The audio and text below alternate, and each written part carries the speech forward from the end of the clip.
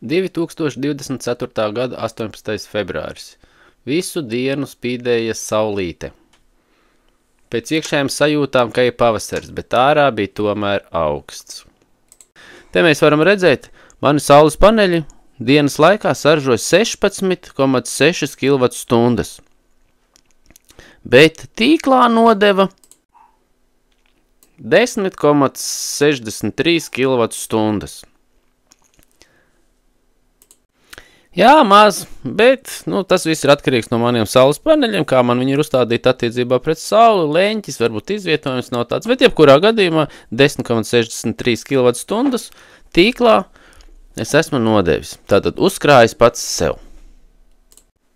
Man ir pieslēgta neto uzskaites sistēma, kuras pastāvēšana beigsies 2020. gada 28. februārī. Visiem pārējiem pēc šī laika visiem būs jāpāriet uz neto norēķinu sistēmu. Tieši tāpatās kā tie, kuri saules paneļus nevarēs uzlikt līdz 30. aprīlim šī gada.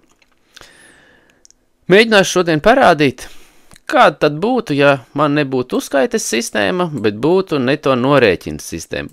Pāris ciparos, lai redzētu tās tendences, jo dažiem ir viedoklis, ka neto norēķinu sistēma ir daudz labāka nekā uzskaites sistēma. Bet labāka ir tikai tiem, kuriem nav šī neto uzskaites sistēma vai kuriem nav saules paneļi. Tā ka tas būs tāds trieciens visiem, kuriem ir saules paneļi vai kuri plāno. Tāpēc pastīsimies dažos ciparos, lai redzētu, kādas ir tās tendences. Varbūt tās tie, kas ļoti daudz ražo, varbūt tās norēķina sistēma arī būtu izdevīga. Mums runāt tālāk, lai mēs varētu tikt pie vēsturiskiem datiem, cik tad maksāja 1 kWh pēc biržas, jo neto norēķina sistēmā elektroenerģija, ko saražo saules paneļi, ir jānodot biržā, pēc biržas cenā. Un tāpēc es eju Nord Pool mājaslapā, un iepriekš bija iespējams atrast arī datus par citām dienām, bet tagad kaut kā viņiem ir mainījies, un es vairs pie šiem veciem vēsturiskiem datiem netieku, bet jebkurā gadījumā visus tos datus es ņemu no šīs mājaslapas. Un te mēs varam redzēt, kur mums viss ir sarēķināts pa stundām, un mums jau interesē tikai tās cenas, kas bija konkrētajā stundā, kad saules paneļi ražoja.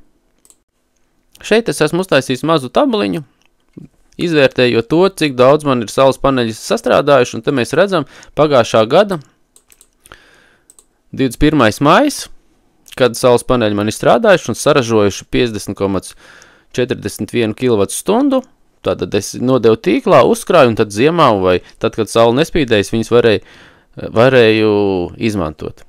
Šeit mēs varam redzēt, kāds bija tad biržas cenas dotajā brīdī, un ja es to būtu nodevis tīklā, tad redziet, kur te man sanāk par 1 kWh, kā es esmu sarēķinājis, un šeit jūs redzat to ciparu, cik daudz tad es būtu ieguvis. Tātad šeit jūs redzat, es būtu ieguvis 1,05 eiro par saviem 50 kWh.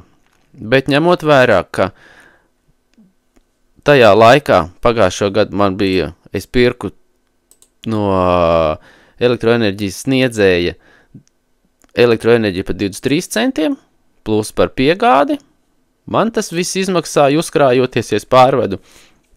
Ja es pērku, man ir fiksētais tarifs, par elektroenerģiju, tad es iekonomēju vai nopelnīju 14,12 eiro.